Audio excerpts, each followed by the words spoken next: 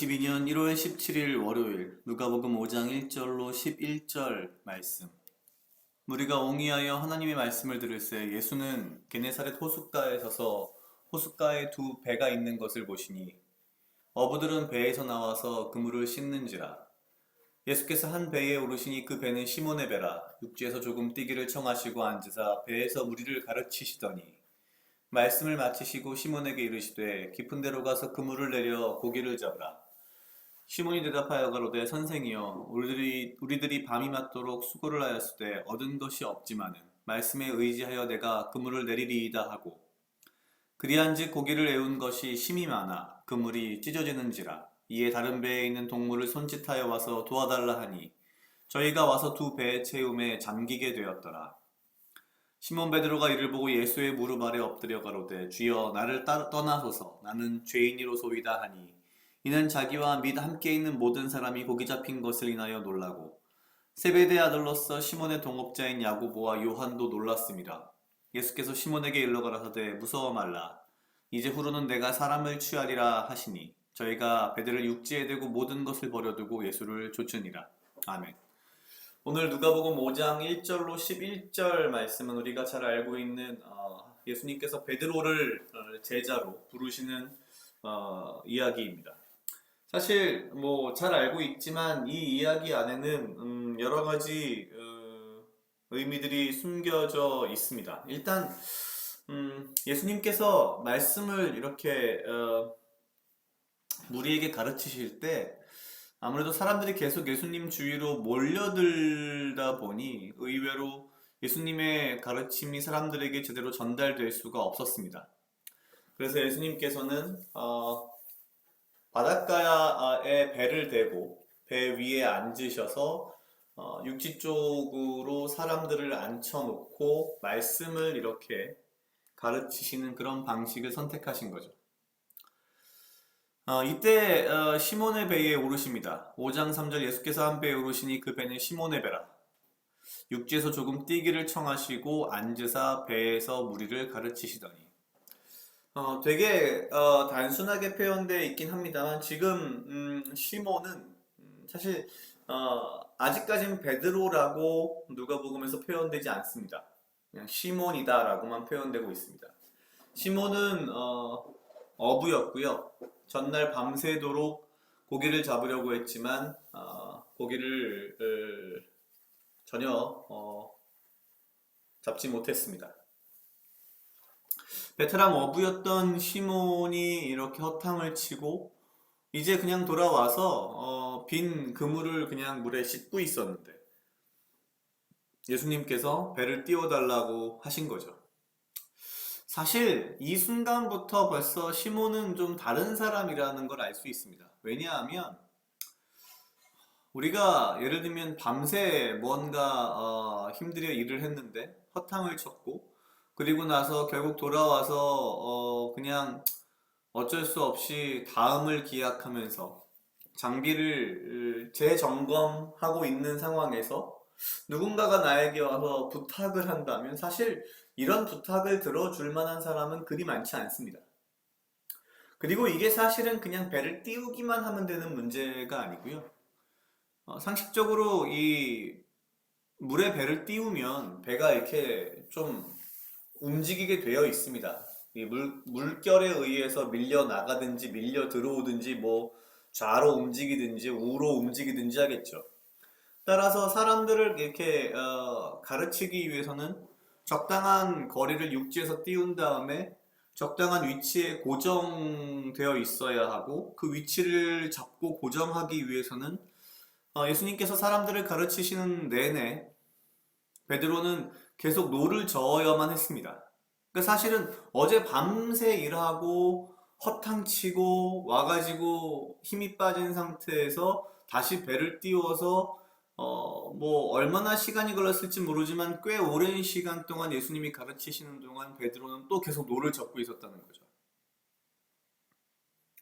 사실 여기까지만 해도 솔직히 제 개인적인 생각으로는 이미 이 시몬 베드로라고 하는 사람은 보통 사람은 아닌 겁니다.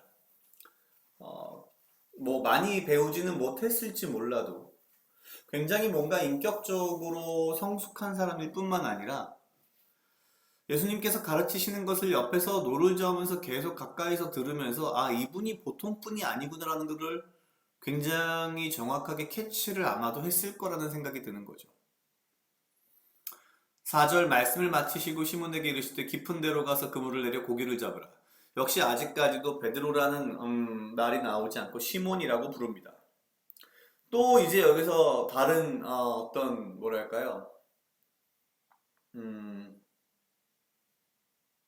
문제가 한 가지 또 있습니다. 깊은 데로 가서 그물을 내려 고기를 잡으라. 이 또한 상식적으로 어부들에게는 그다지 좋은 방법은 아닙니다. 깊은 곳이라고 하는 곳은 고기를 잡기 쉽지 않은 곳들이고요. 고기가 많지 않은 곳입니다. 일반적으로. 그러자 이제 시몬이 대답을 합니다. 5절 시몬이 대답하여 가로되 선생님 우리들이 밤이 맞도록 수고를 하였을 때 얻은 것이 없지만은 말씀에 의지하여 내가 그물을 내리리이다 하고. 그러니까 사실은 이렇게 밤새 허탕을 치고 돌아온 어부가 예수님의 말씀을 가르치는 것을 위해서 배를 띄우고 그 시간 동안 계속 노를 젓고 그리고 나서 깊은 곳에 그물을 던지라고 하는 이 말을 따랐다는 것 자체가 사실 어떻게 보면 베드로 자체라는 사람도 굉장히 비범한 사람이라고 저는 생각을 합니다. 6절 그리한즉 고기를 애운 것이 심히 많아 그물이 찢어지는지라. 자, 이러한 상황이 벌어지고 나서 쭉 이제 다른 이제 주변의 사람들에게 도와달라고 하고 뭐 배가 거의 잠길 정도로 이렇게 고기를 많이 잡았는데 사실 또 그냥 그냥 비즈니스를 하는 사람이라면 와 오늘 운이 좋구나 오늘 대박을 쳤구나 땡큐 뭐 이런 정도로 끝낼 수도 있었을 텐데 5장 8절 시몬 베드로가 이를 보고 이제 여기서 드디어 시몬 베드로가라는 이제 이 표현이 나옵니다. 시몬 베드로가 이를 보고 예수의 무릎 아래 엎드려 가로되 주여 나를 떠나소서 나는 죄인이로소이다 하니. 그러니까 사실은 베드로가 굉장히 뭔가 남다른 사람이 아니었을까라는 생각을 합니다. 보통 이런 상황이 되면 그냥 오늘 잡은 그 많은 고기로 인해서 기분이 좋아지고 기뻐가지고 감사합니다 고마워요 아우 당신은 그래도 내 마음을 알아주네요 뭐 혹은 아 내가 이렇게 애를 썼는데 당신이 나에게 이렇게 은혜를 갚는군요 뭐 아 좋은 사람이시네요 이런 정도로 끝났을 수 있는데 전혀 상상할 수 없는 어떤 태도를 보입니다. 예수의 무릎 아래 엎드려 가로되 무릎 아래 엎드린다는 것은 완벽한 항복의 의미 내지는 어떤 종의 의미가 되는 거죠. 그런데 말하기를 주여 나를 떠나소서 나는 죄인이로소이다. 분명 요 앞에까지만 해도 선생이여라고 불렀는데 주여라고 호칭이 바뀝니다. 그러면서 나를 떠나소서 나는 죄인이로소이다.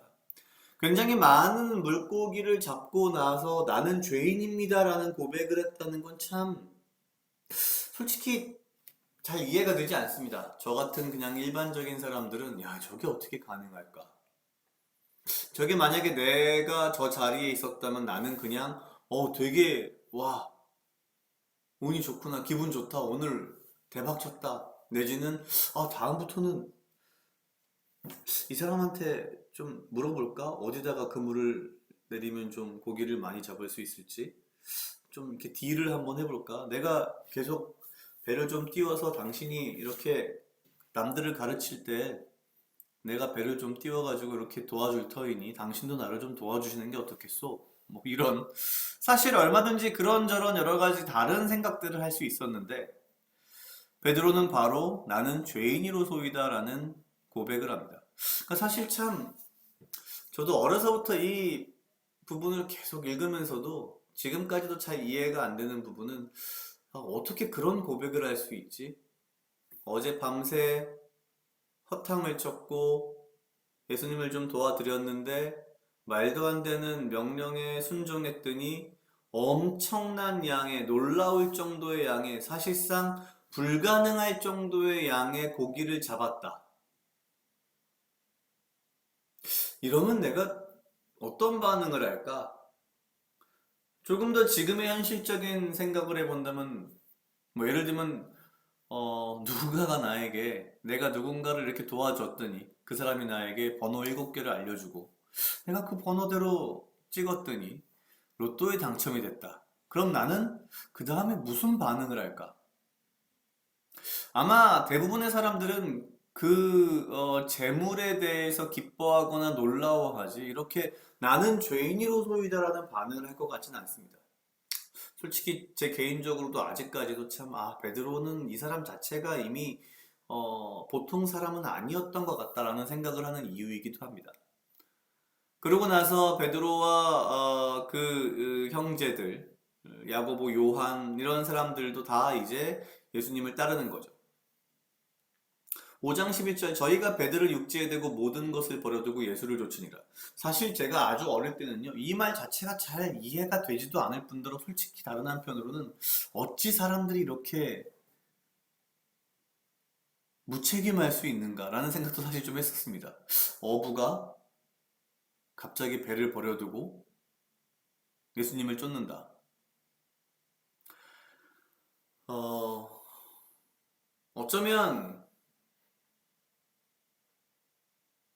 이 베드로와 요한, 야고보 이런 예수님의 제자들 자체가 벌써 뭔가 좀 다른 사람일 수도 있다라는 생각을 좀 항상 하면서도요. 그럼에도 불구하고 이렇게 할 수 있었다는 건 정말 예수님을 만난 그 어떤 기쁨, 충격 이런 게 남달라서 얘기 때문이지 않을까라는 생각도 하긴 합니다. 그런데 여전히 참 이 베드로란 사람, 나는 죄인이로소이다라는 이 고백, 그리고 모든 것을 버리고 예수님을 쫓은 이러한 어떤 결단력은 참 저라면 참 쉽게 못할 그런 어, 믿음이지 않을까라는 생각이 항상 듭니다. 어쩌면 똑같은 상황을 보고도 누군가는 재물에 눈이 멀어서 거기에 혹해서 빠져 있을 때에 누군가는 그 모든 것을 내버려 두고 예수님을 쫓는 이런 마음, 이것이 어쩌면 진정한 믿음의 눈이 아닐까라는 그런 생각이 문득 들었습니다. 어떻게 해야 이런 베드로와 같은 믿음을 가질 수 있을까가 여전히 저에게는 참 숙제 같은 일인 것 같고요. 좀 더 말씀을 통해서 그리고 하나님과의 교제를 통해서 이런 것들을 알아가야겠다. 내 믿음을 더욱더 깊이 있게 좀 만들어 가야겠다. 이런 생각을 했습니다.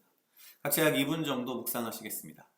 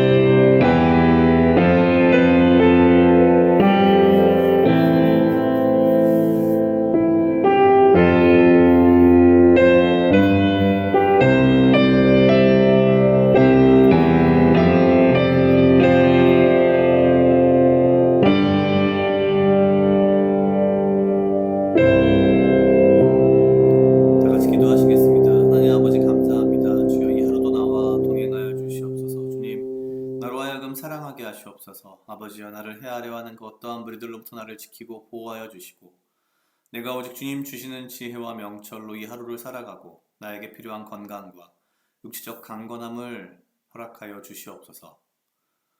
주님,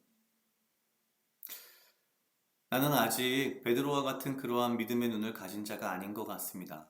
그리고 난 또한 베드로와 같은 그런 믿음의 결단력을 가진 사람은 아닌 것 같습니다. 그러나 아버지여, 내가 나의 믿음이 주의 말씀을 통하여서 주님과의 교제를 통하여서 더욱더 깊어지게 하시고 주의 말씀을 더욱더 내 마음으로 내 삶으로 살아내게 하여 주시옵소서. 감사합니다. 이 모든 말씀 예수님 이름으로 기도드렸습니다. 아멘.